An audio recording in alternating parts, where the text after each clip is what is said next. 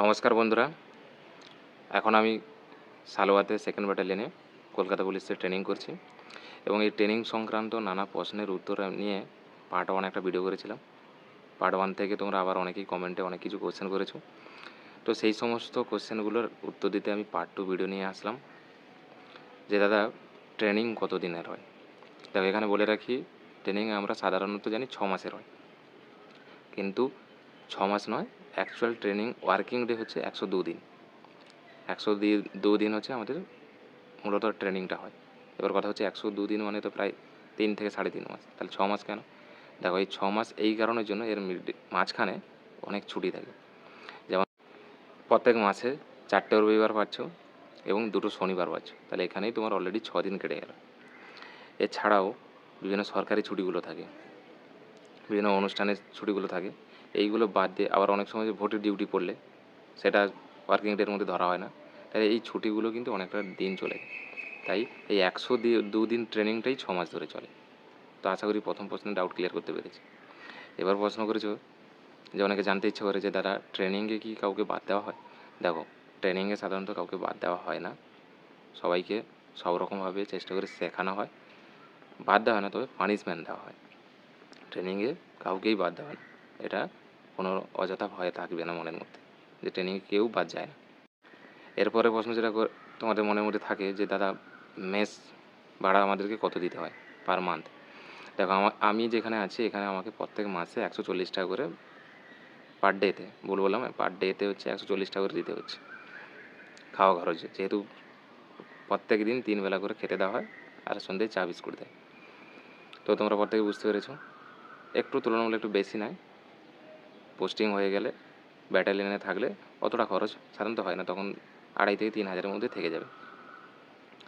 এরপরে যেটা করেছি যে দাদা ড্রেসের জন্য কত টাকা কাটে? দেখো আমাদেরকে এখানে অলরেডি অনেক ড্রেসই দিয়েছে, তোমাদেরকে একটা ভিডিওতে আমি দেখিয়েছি, এবং এই রিসেন্ট ইউনিফর্ম দিয়েছে যেটা নিয়ে আমি তোমাকে অলরেডি একটা ভিডিও করব।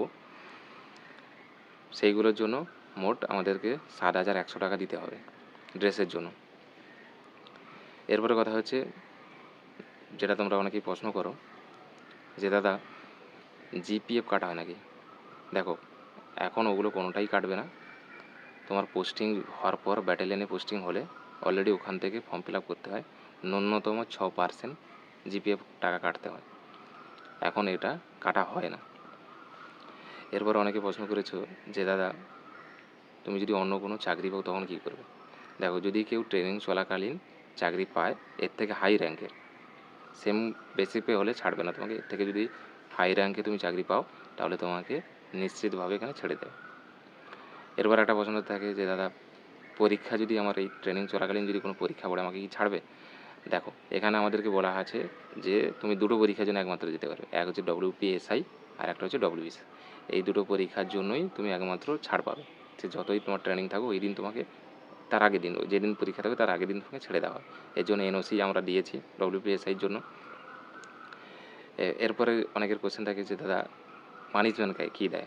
দেখো এখানে কিন্তু খুব ডিসিপ্লিন, ট্রেনিং সেন্টার মানে খুব ডিসিপ্লিন তোমাকে মানতেই হবে এই 6 মাস, এবং সার্ভিস লাইফেও তোমাকে ডিসিপ্লিন মানতে হবে, যেহেতু 30 বছর 35 বছর তুমি চাকরি করবে, এবং যেহেতু এটা একটা ডিসিপ্লিন ডিপার্টমেন্ট তোমাকে এখান থেকেই ডিসিপ্লিন মেনটেন করা শেখানো হয়। ডিসিপ্লিন ব্রেক হলেই পানিশমেন্ট খেতে হয়। পানিশমেন্ট বলতে কি, সিট আপ পুশ আপ করতে হয়, বলবে এখান থেকে ওখানে দৌড়ে আসো, পানিশমেন্ট এটাই। এরপরে যে কোশ্চেনটা সবারই মনের মধ্যে একটা আসে এবং যেটা আমরা ইউটিউব সর্বদাই দেখি রিলস ভিডিওতে, যে দাদা হেয়ার কাটিং কতদিন অন্তর হয় এবং হেয়ার কাট করতে কত টাকা নেয়? দেখো এখানে বলে রাখি, এর আগের বারে যারা এসেছিলো WPA তারা কিন্তু 15 দিনে একবার করে হেয়ার কাটতো, কিন্তু আমাদেরকে দেখলাম প্রত্যেক সপ্তাহে রবিবার করে হেয়ার কাটতে হয়। এবং দেখো আমি হেয়ার কাট করেছি, আর যেহেতু কাটার দিন রয়েছে রবিবার, এবং হেয়ার কাটতে আমাদেরকে প্রত্যেক রবিবারে 40 টাকা করে নেয়। তাহলে বুঝতে পেরেছো যে প্রত্যেক মাসে শুধু হেয়ার কাট করতে 160 টাকা চলে যায়। আর একটা হচ্ছে এই ডিপার্টমেন্টে তুমি গোঁফ রাখতে পারবে কিন্তু দাঁড়িয়ে রাখতে পারবে না। যাদের দাঁড়িয়ে রাখার শখ আছে তারা আজ থেকে এটা মনের মধ্যে ঢুকিয়ে নাও, যদি আমি এই ডিপার্টমেন্টে চাকরি পাই আমি কিন্তু কোনো দিনের জন্য দাঁড়িয়ে রাখতে পারবো না। এই দেখো আমরাও প্রত্যেকে দাঁড়ি সেভ করেছি, এটা আবার প্রত্যেক দিন করতে হয়, এবং নিয়ম হচ্ছে ভোরবেলা দাঁড়ি সেভ করা, এবং আমি কিন্তু রাত্রিবেলাই করে নেই, সময় পাই না, ভোরবেলা একটু ঘুম থেকে উঠতে দেরি হয়ে যায়, তাই রাতেই কেটে রাখি। তো আশা করি সমস্ত তোমাদের মনের যা প্রশ্ন ছিল কভার করতে পেরেছি। তো আসো, তোমরাও আসো ট্রেনিং সেন্টারে, এই অনুভূতিগুলো, এই মজাগুলো নাও। বেস্ট অফ লাক থাকলো, প্রিপারেশান ভালো করে নাও। দেখা হবে অন্য কোনো একটা টপিকে, অন্য কোনো ভিডিওতে। ততদিন সবাই সুস্থ থাকো, ভালো থেকো, প্রিপারেশান ভালো করে করো। Be positive. জয় হিন্দ, জয় ভারত।